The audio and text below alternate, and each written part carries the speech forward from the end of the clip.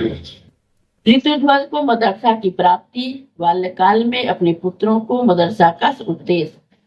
सुमति कहते हैं कि नागराज महात्मा स्वतर जब भोजन कर चुके तब उसके पुत्र और राजकुमार ऋतुध्वज तीनों उनके पास आकर ही बैठे। नागराज ने मन को प्रिय लगने वाली बातें कहकर अपने पुत्रों के सखा को प्रसन्न किया और पूछा कि आयुष्मान, आज तुम मेरे घर पर आए हो, अतः जिससे तुम्हें सुख मिले ऐसी किसी वस्तु के लिए यदि तुम्हारी इच्छा हो तो बताओ। जैसे पुत्र अपने पिता के मन की बात कहता है, उसी प्रकार तुम भी निसंक होकर मुझसे अपना मनोरथ कहो। सोना, चांदी, वस्त्र, वाहन, आसन अथवा और कोई अत्यंत दुर्लभ और मनोवांछित वस्तु मुझसे मांगो।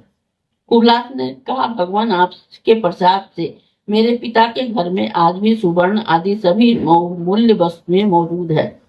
इन सब वस्तुओं की मुझे आवश्यकता नहीं है। जब तक पिताजी हजारों वर्षों तक पृथ्वी का शासन करते हैं और अपने पाताल लोक का राज्य करते हैं, तब तक मेरा मन याचना करने के लिए उत्सुक नहीं हो सकता। जिसके पिता जीवित हैं वे परम सौभाग्यशाली और पुण्यात्मा है। भला मेरे पास क्या नहीं है? सज्जन मित्र, निरोग शरीर, धन और यौवन सभी कुछ तो है। जो इस बात की चिंता करके ही मेरे घर में धन है या नहीं है, पिताजी भुजाओं की छत्र छत्रछा में रहते हैं, वे ही दुख सुखी हैं। जो सुख बचपन से ही वृत्तहीन होकर कुटुंब भार वहन करते हैं, उसका सुख भोग छीन जाने के कारण मैं तो यही समझता हूँ कि विधाता ही उन्हें सौभाग्य से ही वंचित कर रखा है। मैं तो आपकी कृपा से पिताजी के दिए हुए धन रत्न आदि से भंडार में से ही प्रतिदिन याचकों को उसकी इच्छा के अनुसार ही दान देता हूँ। यहाँ आकर मैंने अपने मुकुट से जो आपको आपके दोनों चरणों का स्पर्श किया है तथा अपने आपके शरीर से जो मेरा स्पर्श हुआ है, इसी से मैं सब कुछ पा गया। राजकुमार का यह विनय युक्त वचन सुनकर नागराज अस्तर प्रेम पूर्वक कहा, यदि मुझे रत्न और सुवर्ण आदि लेने का मन नहीं है होता है तो और भी कोई वस्तु हो जो तुम्हें मन को प्रसन्न कर सके, मांगो, मैं तुम्हें दूंगा। कुबलास ने कहा, भगवान आपके प्रसाद से मेरे घर में सब कुछ है, विशेषतः आपके दर्शन के लिए ही सब कुछ मिल गया है।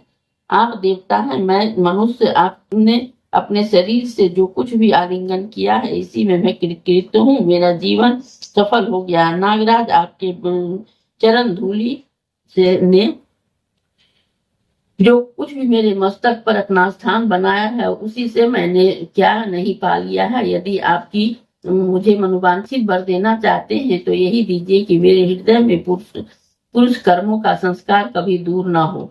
अस्तर बोले कि विद्वान, ऐसा ही होगा, तुम्हारी बुद्धि धर्म में लगी रहेगी। तथापि इस समय तुम घर में मेरे घर से आए हो तो इसलिए तुम्हें मनुष्य लोक में जो कुछ भी दुर्लभ प्रतीत होती है वही मुझसे मांगो।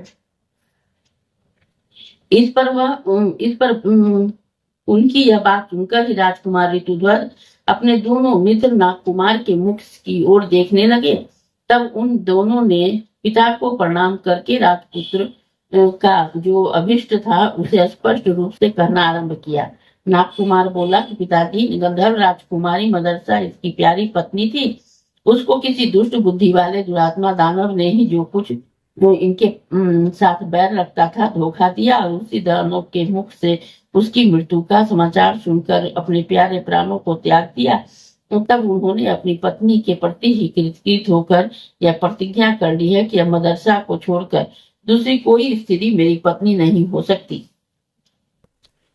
पिताजी, यूं वीर ऋतुध्वज आज उसी सर्वांग सुंदरी मदरसा को देखना चाहते हैं। यदि ऐसा किया जा सके तो इसका मनोरथ पूर्ण हो सकता है।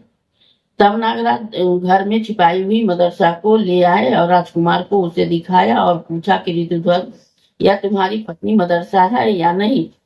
उसे देखते ही राजकुमार लज्जा छोड़कर उठे और हाँ प्रिय कहते हुए उसकी ओर बढ़े। तब नागराज ने उसे रोका और मदरसा के मर कर जीवित होने की आदि की सारी कथा कह सुनाई।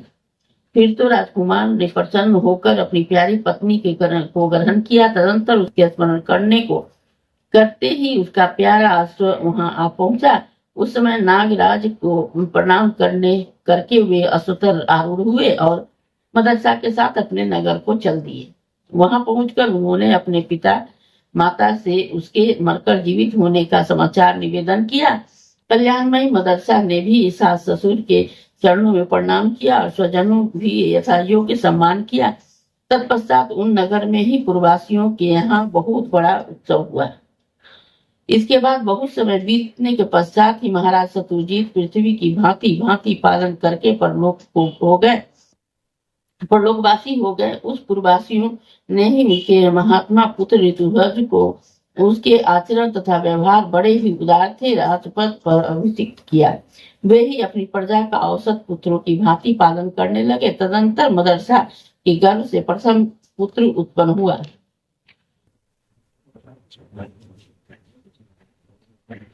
राजा उसका नाम विक्रांत रखा। इससे कुटुंब ने सब लोग बड़े प्रसन्न हुए, किंतु मदरसा व नाम सुनकर हंसने लगी। उसने उत्तान होकर जोर जोर से रोते हुए शिशु को बहलाने के ब्याह से इस प्रकार कहना आरंभ किया। हे तात, तू तो शुद्ध आत्मा है, तेरा कोई नाम नहीं है। इस कल्पित नाम तो तुझे अपने अभी मिला है। यह शरीर भी 5 भूतों का ही बना हुआ है। यह न वह तेरा है, न उसका है, न तू उसका है। फिर इसलिए रो रहा है, फिर किस लिए रो रहा है? अथवा यूं नहीं रोता। यह शब्द तो राजकुमार के पास पहुंचकर अपने आप ही प्रकट होता है। तेरी संपूर्ण इंद्रियों जो भांति भांति के गुण अवगुणों की कल्पना होती है वे भी 5 भौतिकी भी है। जैसे इस जगत में अत्यंत दुर्बल भूत अन्य भूतों के सहयोग से बुद्धि को प्राप्त होते हैं, उसी प्रकार अन्न और जल आदि भौतिक पदार्थों को देने से पुरुष के 5 भौतिक शरीर की भी पुष्टि होती है। इससे यह शुद्ध आत्मा की न तो बुद्धि होती है और न ही हानि ही होती है। तू अपने उस चोले और उस देह रूपी चोले के जीर्ण शीर्ण होने पर मोह न करना। शुभाशुभ कर्मों के अनुसार यह देह प्राप्त हुआ है। तेरा यह चोला मद आदि से बंधा हुआ है। कोई जीव पिता के रूप में प्रसिद्ध है, कोई पुत्र कहलाता है, किसी की माता और किसी को प्यारी स्त्री कहते हैं। कोई यह मेरा है कहकर अपनाया जाता है और कोई मेरा नहीं है इस भाव से ही पराया माना जाता है। इस प्रकार से भूत समुदाय के ही नाना रूप है, ऐसा तुझे मानना चाहिए।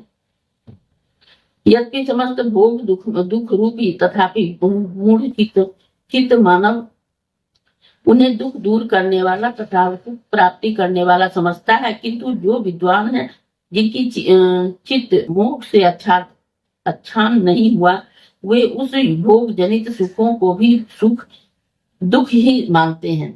स्त्रियों की हंसी क्या है? हड्डियों का प्रदर्शन है।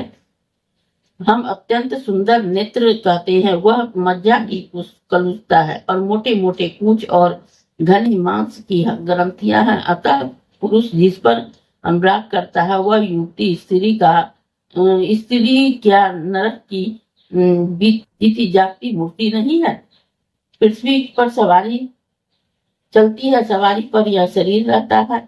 इस शरीर में भी एक दूसरा पुरुष बैठा रहता है, किंतु पृथ्वी और सवारी में वैसी अधिक ममता नहीं देखी जाती है जैसे कि अपने देह से दृष्टिगोचर होता है। यही मूर्खता है। ज्यों ज्यों वह बालक पढ़ने लगा त्यों ही महारानी मदरसा मंदिर प्रतिदिन उसे बहाने आदि के द्वारा ही ममता शून्य ज्ञान का उपदेश करने लगी। जैसे जैसे उसके शरीर में बल आया गया वैसे वैसे वह पिता के व्यवहारिक बुद्धि सीखने लगा। वैसे माता के वचनों से उसे आत्मिक तत्व का ज्ञान भी प्राप्त होता गया। इस प्रकार माता ने जन्म से ही अपने पुत्र को ऐसा उपदेश दिया जिससे ज्ञानी और ममता शून्य होकर उसने गृहस्थ धर्म के प्रति ही अपने मन को नहीं जाने दिया। इस प्रकार वह मदरसा के गर्भ से ही दूसरे पुत्र उत्पन्न हुआ। तब पिताजी उसका नाम सुबाहु रखा। इस पर ही मदरसा हंसने लगी। उस बालक को भी पहले की भांति बतलाते बतलाते बचपन से ही उपदेश देने लगी है, जिससे वह परम बुद्धिमान ज्ञानी हो गया। तृतीय पुत्र उत्पन्न होने पर राजा ने उसका नाम शत्रुमर्दन रखा। इस पर भी सुंदरी मदरसा बहुत देर तक हंसती रही और उसने उसको भी अपने पहले के ही भांति बाल्यकाल से ही ज्ञान का उपदेश दिया। वह बड़ा होने पर वह निष्कर्म कर्म करने लगा। सकाम होने कर्म की ओर उसकी रुचि नहीं रही। राजा ऋतुध्वज जब चौथे पुत्र का नामकरण करने चले तब सदाचार परायण मदरसा पर उसकी दृष्टि पड़ी। उस समय वह मंद मंद मुस्कुरा रही थी। उसे हंसते देख नागराज राजा को कुछ कौतूहल हुआ। अतः उन्होंने पूछा, देवी, जब मैं नामकरण करने चलता हूँ तो तुम हंसती क्यों हो? इसका कारण बतलाओ। मैं तो समझता हूँ कि विक्रांत, सुबाहु और शत्रुमर्दन ये सुंदर नाम रखे हैं। ये सब क्षत्रिय हैं, योग्य हैं और शौर्य के उपयोगी हैं। भद्रे, यदि तुम्हारे मन में यह बात है तो यह बात हो कि ये नाम अच्छे नहीं है तो चौथे पुत्र का नाम तुम स्वयं रखो। मदरसा बोली, महाराज, आपकी आज्ञा का पालन करना मेरा कर्तव्य है। तब आप जैसा कहते हैं उसके अनुसार मैं आपके चौथे पुत्र का नाम स्वयं ही रखूंगा। धर्मज्ञ बालक और इस संसार के अलग के नाम से विख्यात होगा। आपका यह कनिष्ठ पुत्र बड़ा ही बुद्धिमान होगा। माता के द्वारा ही रखे गए अलग इस असंबंध नाम को सुनकर ही राजा ठहरा कर हंस गए। इस प्रकार बोले कि सुबह तुमने मेरे पुत्र का जो यह अलग रखा है उसका क्या कारण है? ऐसा संबंध नाम क्यों है? इसका क्या अर्थ है?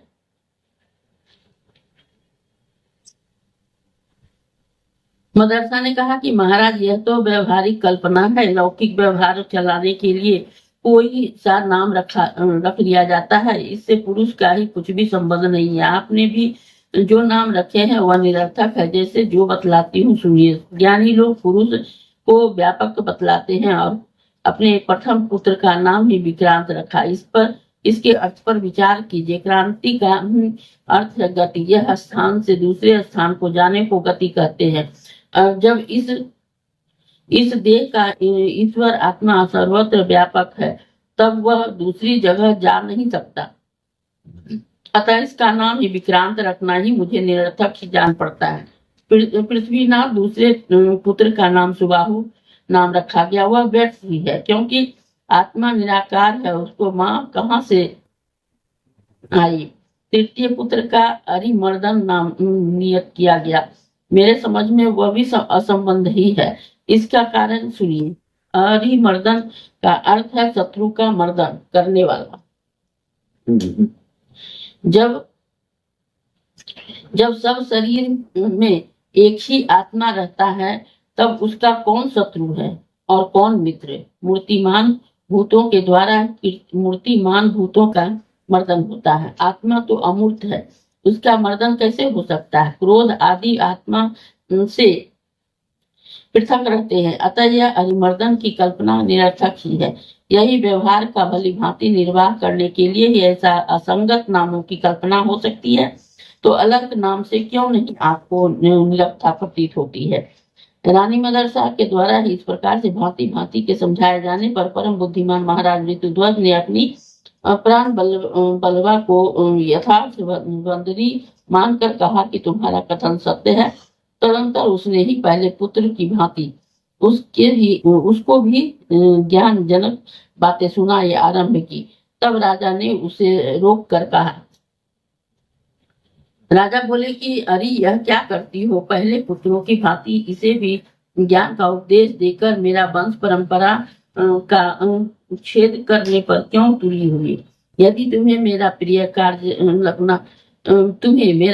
कार्य करना हो और यदि मेरी बातों को मानना तुम्हें उचित प्रतीत होता हो तो मेरे इस पुत्र को प्रवृत्ति मार्ग में लगाओ। देवी, ऐसा करने से कर्म मार्ग का उच्छेद नहीं होता तथा पितरों के पिंडदान का लोप नहीं होगा। जो पितर देव लोक है वह तीर्थ योनि में पड़े हैं, जो मनुष्य योनि में है, और जो भूत वर्ग में स्थित हैं, वे परमात्मा, वो पुण्यात्मा तो हो या पापात्मा, जब भूख प्यास से विकल होते हैं तो अपने कर्मों में लगा हुआ मनुष्य पिंडदान तथा जलदान के द्वारा उन्हें तृप्त करता है।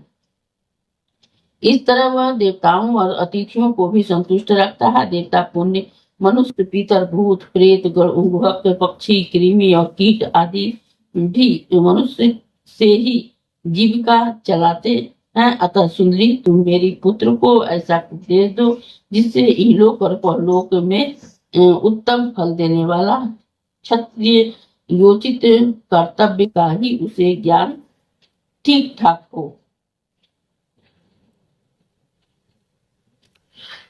पति के यूं कहने पर श्रेष्ठ नारी मदरसा अपने पुत्र अलर्क को बतलाती हुई इस प्रकार उपदेश देने लगी।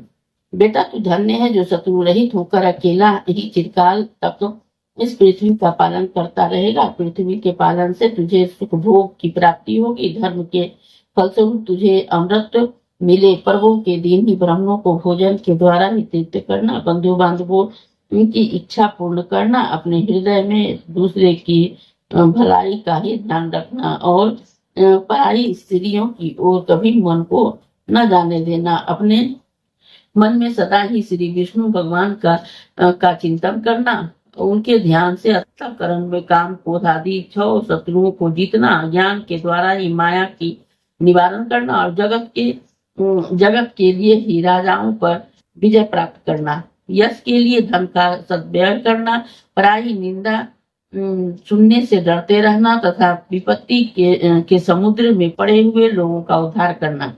वीर, तुम अनेक यज्ञों के द्वारा ही देवताओं को तथा धन के द्वारा ही ब्राह्मणों और शरणागतों को संतुष्ट करना, कामना पूर्ति के द्वारा स्त्रियों को पसंद रखना और युद्ध के द्वारा ही शत्रुओं को छक्के छुड़ाना। बाल्यावस्था में तू भाई बंधुओं को आनंद देना, कुमारावस्था में ज्ञान पालक के द्वारा ही गुरुजनों की संतुष्ट रखना, युवावस्था में उत्तम कुल को सुशोभित करने वाली स्त्री को प्रसन्न रखना और वृद्धावस्था में ही वन के भीतर निवास करते हुए वनवासियों को सुख देना। तात राज्य करते हुए अपने सुहृदय को प्रसन्न रखना, साधु पुरुषों की रक्षा करते हुए यज्ञों द्वारा ही भगवान का यजन करना, संग्राम में दुष्ट शत्रुओं का संहार करते हुए गौ और ब्राह्मणों की रक्षा के लिए ही अपने प्राण निछावर कर देना।